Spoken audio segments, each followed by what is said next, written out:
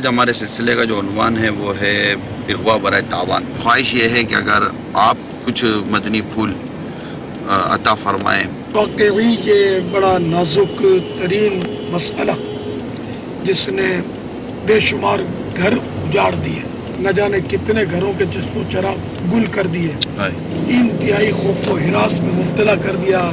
اس سے کتنے بیچارے دل کے مریض ہو جاتے ہوں گے، بعض ہو سکتا ہے ہارٹ فیل بھی ہو جاتے ہوں گے، اور نہ جانے کیا کیا ہوتا ہوگا۔ نہ صرف ظلم ہے بلکہ مظالم کا مجموعہ ہے کہ جناب ہم جس آقا کی امت ہیں صلی اللہ تعالی علیہ وآلہ وسلم، ان کی شریعت میں تو یہ ہے کہ کسی کو ایذا دینے والی نظر سے دیکھنا بھی ناجائز ہے۔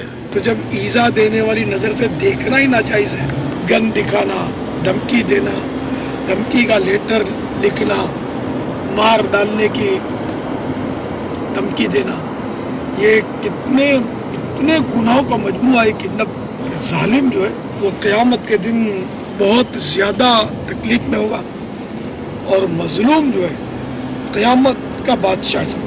قیامت میں مظلوم کی چاندی ہے، اس کی جیت ہے۔ مظلوم کا ہاتھ ہوگا اور ظالم کا غریبہ۔ مظلوم کو ظالم کی نیکیاں دی جائیں گی، اگر نیکیاں نہ ہوئیں ظالم کے پاس یا پوری نہ ہوئی اور ابھی حقوق باقی ہیں مظلوم کے، تو اب مظلوم کے گناہ ظالم کے سر ڈالے جائیں گے، اور اس طرح یہ ظالم اگر اس کے بعد نیکیاں ہوئیں تب بھی، نمازیں ہوئیں تب بھی، روزے ہوئے تب بھی، وہ جہنم میں ڈال دیا جائے گا۔ یہ جان سے مار دیتے ہیں۔